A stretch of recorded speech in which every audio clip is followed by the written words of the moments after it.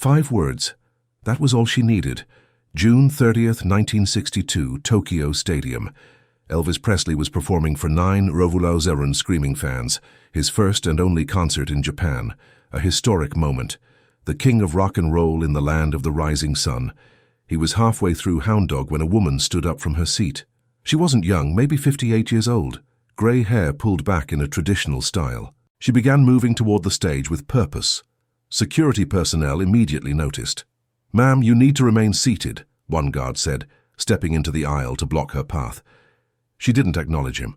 Her eyes were fixed on Elvis, on the young man gyrating on stage, the pompadour hair, the magnetic presence. She kept walking. The guard reached for her arm. "Ma'am, I'm going to have to ask you to return to your seat." Elvis saw the commotion. His hip stopped mid-swivel. He was still singing, but his attention had shifted. Something about this woman, the way she moved, the determination etched into her weathered face, the tears streaming down her cheeks. He made a decision that would stop the concert cold. He signaled to the band. The music died. 9. Zoezourd fans fell silent, confused, wondering what was happening. Elvis lowered his microphone and spoke directly to security. "Let the lady through. She's got something to say." The guards exchanged uncertain glances but stepped aside. The woman continued her journey to the stage, and as she walked, 9 Aizyawaran people watched in complete silence. What could this elderly Japanese woman possibly need to tell Elvis Presley? What words could be so important that she would interrupt the biggest concert of the year? And why, when she finally spoke those 5 words, would Elvis Presley sink to his knees on stage and weep? August 1945. The world had just witnessed something it could never unsee. Hiroshima reduced to shadows and ash. Nagasaki following 3 days later. Japan was burning, dying, surrendering. The atomic age had been born in fire and devastation. In a small fishing village near Yokohama, a young woman named Yuki sat in what remained of her family's house. She was 25 years old. Her fiancé had died at sea when his naval vessel was destroyed. Her father and 2 younger sisters had been in Nagasaki visiting relatives. They never came home. Her mother had died the previous winter from illness and starvation. Yuki was alone in a world that had stopped making sense. The will to continue living is not something that exists automatically. It requires fuel, a reason, something to anchor to when everything else has been swept away. Yuki had nothing left to anchor to. Japan had surrendered on August 15th. The war was over, but nothing felt like an ending. Everything felt like erasure. She sat among the ruins of her childhood home and made plans to end her suffering. The ocean was close. She could walk into it and not come back. It would be peaceful, final. But then, in the rubble near what had been the kitchen, she found something. A portable radio, American-made, probably dropped or discarded by occupation forces. It was dented, scratched, but when she turned the dial, it crackled to life. The battery still held a charge. She turned it slowly through static and interference until suddenly, miraculously, there was music. An American voice, young, full of energy and life, singing about love and hope and tomorrow. The voice belonged to a young soldier from Mississippi who'd been making records for Sun Records. His name was Elvis Presley, though Yuki wouldn't learn that until much later. All she knew in that moment was that the voice made her feel something she hadn't felt in months. It made her feel alive. The radio became Yuki's companion. Every evening, she would tune in to the Armed Forces Network broadcasts. The Americans had set up stations all across occupied Japan, bringing news, entertainment, and music to their troops, and increasingly, they were playing this new sound, rock and roll, Elvis Presley. The voice that had stopped Yuki from walking into the ocean. She didn't understand all the English words at first, but she understood the feeling.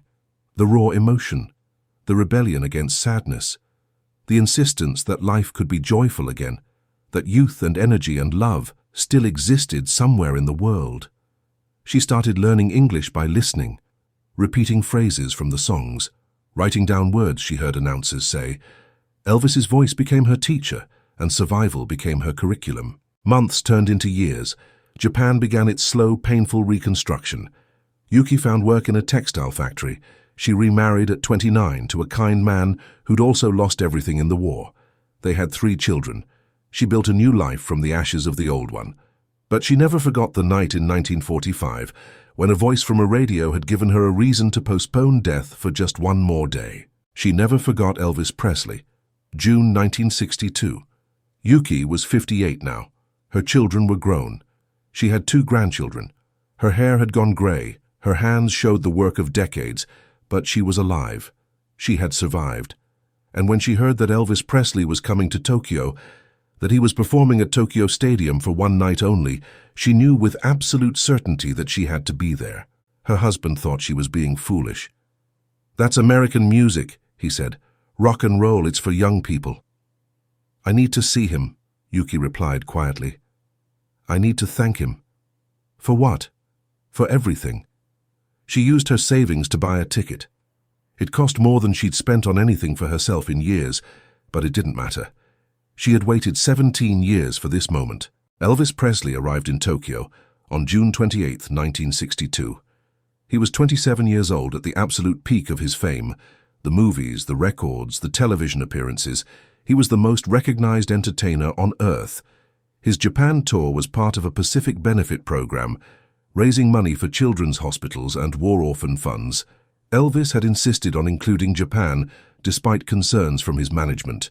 He wanted to perform here, wanted to show that music could bridge the gaps that war had created. The concert was scheduled for Tokyo Stadium, an outdoor venue. 9,000 tickets sold out in less than 4 hours. Everyone wanted to see Elvis Presley, the American phenomenon, the hip-swiveling rebel who'd changed music forever. Yuki arrived 3 hours early. She wore her finest kimono, blue with white cranes, saved for the most important occasions. She had practiced her English for weeks, preparing exactly what she wanted to say. 5 words, just 5 words to explain what Elvis Presley meant to her. She didn't plan to interrupt anything. She would wait until the end, try to get backstage somehow, say her 5 words quickly, and leave. Just let him know that his voice had mattered to someone he would never meet otherwise. The concert began at 8 p.m. The crowd was electric. Young people mostly, teenagers and 20-somethings screaming, crying, reaching toward the stage. Then Elvis walked out, and the stadium exploded. 9,000 voices screaming in unison, a wall of sound that could probably be heard for miles. Elvis grinned, struck his famous pose, and launched into Heartbreak Hotel. The music was loud, wild, completely different from the smooth crooning Yuki remembered from those first radio broadcasts in 1945. But the voice was the same. That voice. The one that had pulled her back from the edge. Yuki sat in the middle section, row 42, seat 18. Not close, not far. Just close enough to see his face. To see the young man who'd been a teenager on the radio when she needed him most. And as she watched him perform, watched him give everything to the audience, something broke inside her chest. A dam of gratitude that had been building for 17 years. She couldn't wait until the end. She couldn't hold it in for one more second. She stood up. Her husband grabbed her sleeve. "Yuki, what are you doing?" "Sit down. I have to tell him," she said. "I have to tell him now." She started moving down her row, stepping past other concert-goers, apologizing in Japanese, then into the aisle, then toward the stage. Security spotted her immediately. A woman her age moving toward Elvis during a performance. That couldn't happen. "Ma'am, you need to return to your seat," a guard said, moving to intercept her. Yuki kept walking. She'd come too far, waited too long. Nothing was going to stop her now. "Ma'am, I need you to stop right now." The guard's voice was firm, his hand reaching for her arm. Yuki looked at him with tears streaming down her face. "Please, sir," she said in English, "I must speak to him, please." On stage, Elvis had noticed. He was in the middle of Hound Dog, but his eyes had tracked this older woman, this determined figure moving through the crowd toward him. Something about her face cut through everything else. The screaming fans, the music, the lights. He saw pain, gratitude, desperate need. This wasn't a crazy fan. This was something else. He made a split-second decision. He signaled the band with a sharp cut gesture. The music stopped abruptly. The sudden silence was shocking. 9,000 people stopped screaming, looked around, confused and uncertain. What had happened? Why had the music stopped? Elvis spoke into the microphone, his southern drawl echoing across the stadium. "Let the lady through. She's got something to say." The security guards froze, looked at each other, then at Elvis. He nodded, confirming the order. They stepped aside. Yuki continued walking, her heart pounding so hard she thought it might burst. 9,000 people watched her approach the stage. You could have heard a pin drop. The silence was absolute. Yuki reached the stage. There were steps on the right side. She climbed them slowly, one at a time. Her legs were shaking, her hands trembled, but she kept going. Elvis watched her climb onto his stage, onto the platform where he'd been performing. He'd had fans rush the stage before, but this was completely different. This woman was old enough to be his mother. Her face was kind, lined with years, wet with tears. She wasn't here for an autograph or a kiss. She was here for something profound. Yuki walked to center stage, stood 10 feet from Elvis Presley, the king of rock and roll, the voice that had saved her life when she was 25 and wanted to die. She looked up at him. He was younger than she'd imagined, more handsome, more human. His eyes were kind, concerned. He didn't look annoyed. He looked like he understood that this moment mattered. "I'm sorry," Yuki said, her English clear but accented. "I must speak." "It's okay, ma'am," Elvis said softly. "What do you need to tell me?" Yuki took a deep breath. This was it. 17 years of gratitude compressed into 5 words. She looked directly into Elvis Presley's eyes and said them. "You gave me my life." 5 words. Simple, complete, devastating. The microphone caught them, amplified them across the entire stadium. 9,000 people heard them and understood. Even those who didn't speak English. The emotion was universal. Elvis's expression changed. The performer's mask fell away. His hand went to his chest. He took a step back, staggered almost, like the words had physical weight. "What?" His voice was barely audible. Yuki continued, the words pouring out now, 17 years of story flooding through. 1945 after the bombs. I lost everyone. My family gone. I wanted to die. I found American radio. Your voice singing every night I listened. Your voice made me choose tomorrow.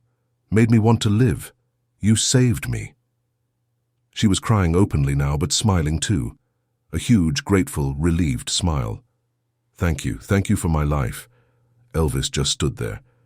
9,000 people watched the king of rock and roll become completely human. Watched the swagger and confidence melt into pure emotion. He was 27 years old, famous beyond measure, but he'd never known that his voice, those early recordings he'd made as a teenager, had reached across an ocean and pulled someone back from suicide. He stepped forward and took both of Yuki's hands in his. "What's your name?" "Yuki." "Yuki," Elvis repeated softly. "You're alive because of my music. Because of your voice. Because you gave hope when I had nothing." Before we continue with what happened next, I need to pause for just a moment. If you're watching this right now and feeling something, if this story is touching something inside you, do me a favor. Hit that subscribe button. But more than that, I want to hear from you. In the comments, tell me about a song that saved you. We all have one. That one piece of music that found us at exactly the right moment when we needed it most. What was yours? Drop the song title and artist below. Let's create a playlist of survival together. Now, back to Tokyo Stadium, June 30th, 1962. Elvis pulled Yuki into an embrace right there on stage, the king of rock and roll holding an elderly Japanese woman who'd survived the unsurvivable, who'd found hope in his voice when hope seemed impossible. The stadium erupted, not with screams this time, with crying. 9,000 people crying because they understood. Many of them had lived through the war, had lost people, had survived when survival seemed like a curse. They understood what this moment represented. When Elvis finally released her, he was crying too, his mascara running, his carefully styled hair forgotten, his voice thick with emotion. He picked up the microphone. "Ladies and gentlemen, this is Yuki. 17 years ago, she heard my voice on the radio and it gave her a reason to keep living. I never knew. I never understood that music could do that. He turned to his band. I need to sing something different, not what's on the set list. Something for Yuki. He looked at her. What song? What did you hear in 1945 that made you stay? Yuki thought back. There had been so many songs, but one stood out. The first one. The one that had made her put the radio down and listen instead of walking to the ocean. Love Me Tender, she said quietly.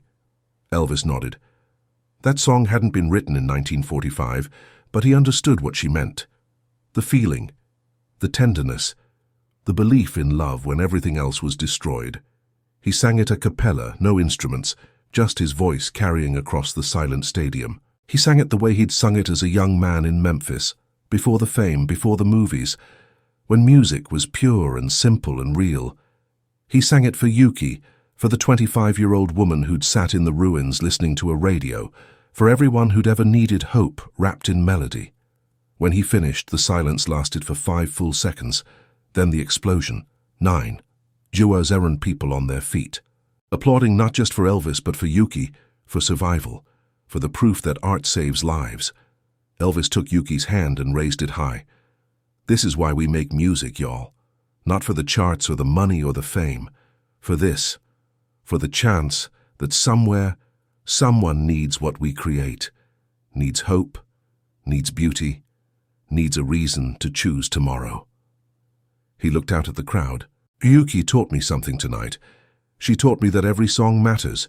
Every note we put into the world might reach someone at exactly the moment they need it most. The concert continued, but it was transformed.